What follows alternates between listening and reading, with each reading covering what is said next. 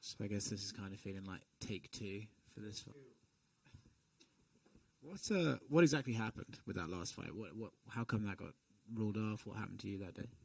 I have never been that sick ever, and I tried to pretend it was okay, and the doctors were like, okay, we're going to let you have till 3 o'clock, and at 3 o'clock when we come in here, we're going to do some tests, and if you're not ready, we're calling the fight.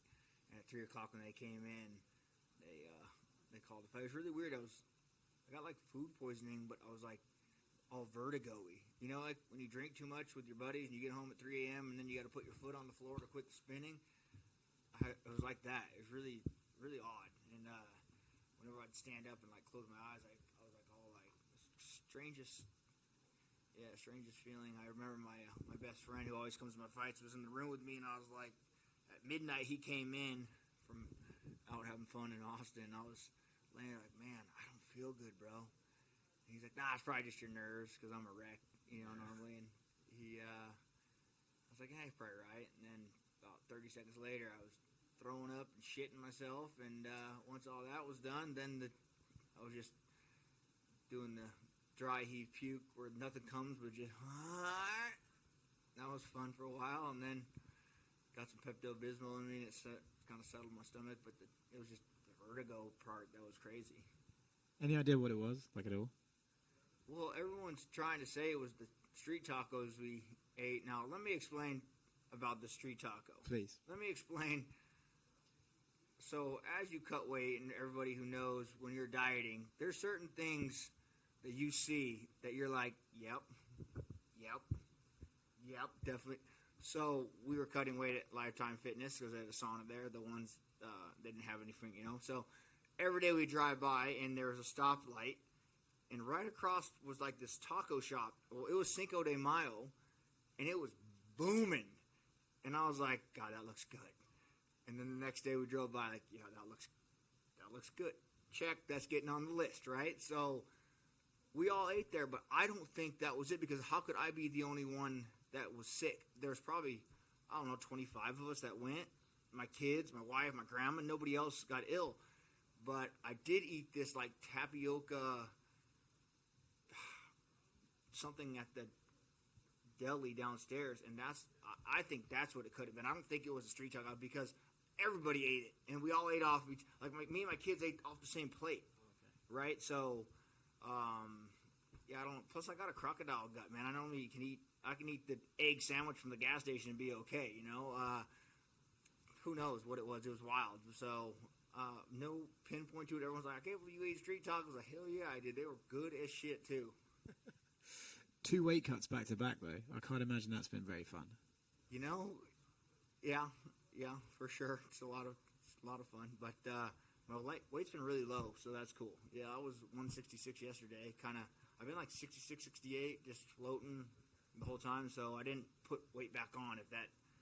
I didn't do the patty batty. I just kind of cruised. So hopefully 10 pounds won't be nearly as bad.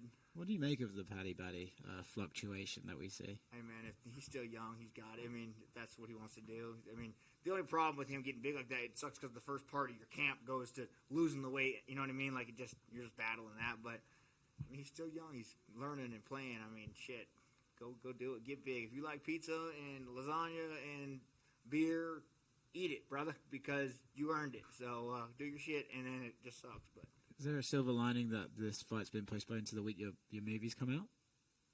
That's kind of cool, right? Yesterday was the big premiere. It was fun.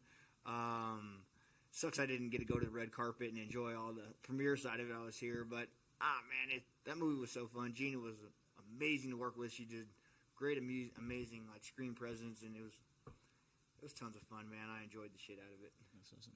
Obviously, last time you got very emotional talking about your kid. I'm not trying to get you emotional again, but that's still the inspiration behind this. And now he gets to watch you in an arena full of people who dress like you too, with the cowboy hat. Yeah, for sure. He'll be dressed up in his cowboy gear. Both of them will be. They get in tomorrow. They'll be here. Even last time, he didn't quite understand. You know, like for the weigh-ins, you know, he got to experience that, and he was like, "What was that?" And I was like, "It's hard to explain. Like that was weigh-ins. Like, well, what are weigh-ins?" I'm like, "Well, I have to make weight to compete and." Just, you know, a 4-year-old, it's tough to understand, you know. try to explain it like a Ninja Turtle. Like, well, imagine the Ninja Turtles are fighting Shredder, but they all have to weigh the same weight. And he was like, okay. Like, it's just a weird, trying to explain to kids is fun. In a way, is that like kind of good? It was like a dry run for him, right? It wasn't like overstimulation that he got one thing, now this time he'll get both things, or you just think like he'll be able to cope, whatever? Yeah, I was kind of worried at first, like, man, the pay-per-view, that was a big one. That's fun. But Austin's going to be big and fun too, So it's cool being in Texas. We have a lot of people wearing cowboy hats, screaming. So again, we're another live card, and I'm glad the world's coming back around. So it'll be fun. Yeah, last one for me. I know the last time you were like, the retirement talk, get the hell out of here. So, but have we all agreed that 50 is just a nice round number? God, it's cool, right? Yeah. I was wrong. This is 47, so I need 47, 40. You know what I mean? I believe. This is 48. 48. So then 2 49. more. Then 50. So 2 more after this one. Yes, and 50 is an incredible number. I mean, hopefully no one will touch it, so I can bow out. That'd be awesome. For that 50th fight, I know it's a little ways away, but do you think to yourself, like, okay, for 50, for the big one, do I want to go out fighting another legend like me, or will I fight an up-and-comer and get a kid kicked off before I leave? No. Another legend would be fun, a cool fight. And, stay away from the young kids. They're fucking tough and crazy, man. They're so good. This sport has evolved unbelievably.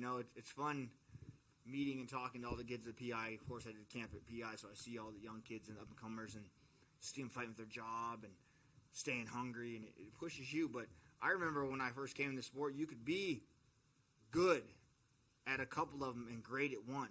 And now it's like you have to be great at striking, wrestling, jiu-jitsu, like everything. And these new kids that are coming in are great at everything.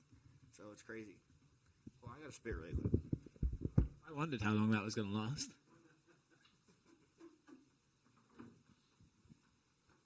All right. So, Cowboy, back in Austin, you had the main event in 2018 against, Yancey, and obviously that went really well for you.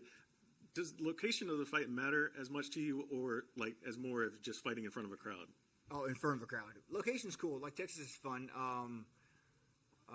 Denver would be, if I could pick. I really love fighting in front of my home crowd. But I love traveling. Like, I would have loved to fight in Singapore.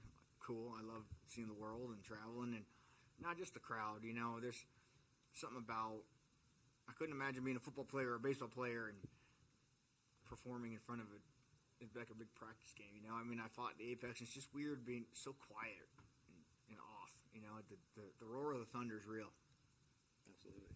Now, what exactly was this last month like for you? Like, did you take a week off to kind of recover from the sickness, or was it, like, how long did you wait before actually getting back in the training room? I tried to get back in and do some training, but, like, my insides hurt, if that makes any sense. Like, when I start pushing the body, I could feel fatigued, and so it took about a week, but I'm in great shape, man, and cardio and being in shape is always, that's never an issue for me. I don't ever, I do. Everyone's like, you need to. It's funny the naysayers on social media, like, you need to not do that and be training. Like, man, for one, I couldn't train 24 hours a day, no matter if I was superhuman.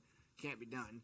And yeah, I do a lot of fun activities and fuck off, but it's just what I do. But don't trick you, we train. It's what we do. It's what I always do. And so even when I'm not fighting or have a fight, we're training, and it's so yeah, we got it done. My cardio's always top notch, and just it's tough to. I feel bad for Joe. Like, man, Joe, sorry, bro. Like, you gotta fire it back up again, So we talked on the phone. I called him, and he goes, "I know, Cowboy, you would have taken that fight if you could have." And I said, "Thank you." And, in 50 fights, hopefully everybody knows that it had to be serious for me to say no go, I fought sick before, and that was just a different kind of sick. But what did I do all week? Man, fucking a lot of fucking off, a lot of working on my ranch and building fence and training, and yeah, just everyday shit. And how important was it for you to keep this fight with Joe? Very.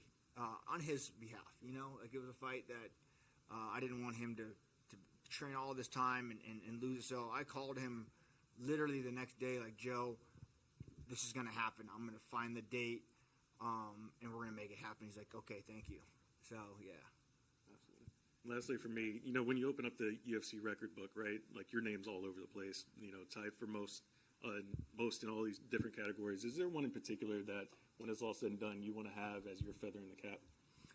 No, I mean, like when I walk out there on Saturday, I'm setting more records again, and the only thing cooler than setting records is breaking your own. I mean, it's a cool feeling, man. So, just setting so many that the young kids got a hell of a job to try and catch me. Cowboy, how understanding has the UFC been with you? You know, you're 50 fights in. A lot of fighters, they're not able to just walk away on their own terms. What are your thoughts? You know, again, I talk to the young kids at the PI about this all the time, and they're like, yeah, but we're not Cowboy. And I say, hey, man, I was you once. I stood where you stood.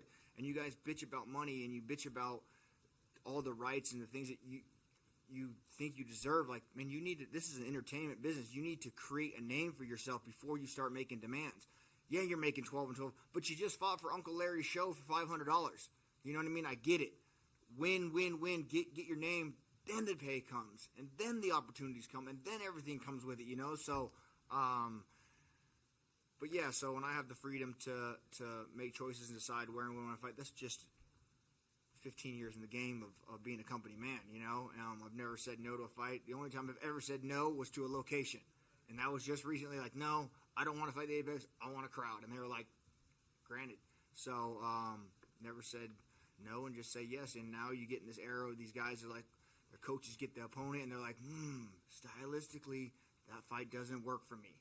And the UFC takes in that account, like, oh, you don't want to fight? Well, he will. So you know what I mean? So they're a machine. And if you're not greasing the machine, then you aren't part of the machine. And that's how they work.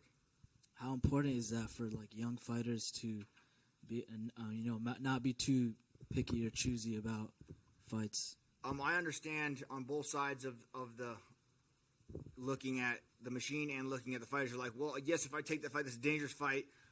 Maybe we had an amazing performance, but we lost. Another loss is gonna wash us out, so we need to pick and choose. But it's like, man, if you go out there and have two amazing performances, they might just say, you know what, that kid comes to fight, and we're gonna keep a hold of him. But I also get it on the management side where they're like, I don't know, man, this isn't a smart fight for us to take. And the UFC sometimes says, all right, if you don't want to take that fight, then have a nice day, you know. And it's tough, but what is there, 600 of us on the roster? So we're less than a percentage of the world's population. If this is what you want to do, you need to be prepared to go do it. You know, you have to be that dog. And I don't know. I see this sport moving a lot away from fighters trying to become athletes, and now it's more athletes trying to become fighters. Like, yeah, they're great, good, awesome at their sport, but when it comes down to biting down and giving it, maybe they don't have exactly what it takes. So I don't want to crush dreams, and but it's a tough sport, man. And then lastly from me, I know there was some comments from Anthony Smith recently about you and Dan Bilzerian. Did you want to speak up on that? Well, for one, I saw Anthony a couple times, and he never said anything to me. So for why he waited for 3 years to go by, and I just don't know if he's trying to stay relevant. Why he would bring that up, and for one, because you go to the fights, your name is literally on your chair in Dana section. So Cowboy. So nobody was sitting in my seat when we showed up there. It's not like we were like, hey, Mom, get out. You're not in this seat. For one, you walk in the back, the security grabs you and walks you to your seat, ticket 6, 7, okay, right there and there. So it's not like you can just free range walk around any seat you want and be like, get out, you're in my seat, or get out, I want to sit there. And if they were there and we kicked them out, how did they find another seat? The whole story doesn't make any sense to me, so I don't get it. But I'm not sure where he even came up with, fabricated this story from. It's funny to me. And then to say Dan was sitting there watching porn, that means after we threw your grandma and mom out of their seat, they sat behind us. And I don't. It's strange to me, so I don't know. Do those kind of comments upset you? You're a legend in the sport. I think everyone has great things to say about you. Does those kind of comments upset you, this late in your career? Nah, it just upset more of the people that don't know what's going on, where they like make comments like, "Oh, we're gonna kick another grandma out." Like those people, like, man, first of all, you're not even educated enough to know what's going on in the story for you.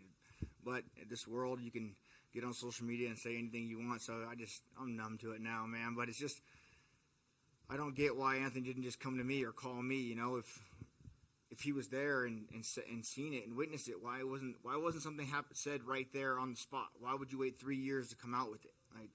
Strange to me. But and if I was drunk, which probably was a pretty serious case, you know, at a UFC fight, but the seat still said Cowboy on it. You know, I don't recall kicking anybody out. Could it have happened? Possibly. Doubt it, but I would definitely not kick someone's mom or grandma out of the seat. Like, I'm not that guy. You know, if it was another dude, probably like, hey, man, scoot over, you're in my seat. But someone's mom, nah, man, I'm not that guy, you know. Plus, I know everybody here. I would just find another seat, you know. It's just it's a strange story to me, but whatever. Thanks, Cowboy. Yeah. Good. Thanks, guys.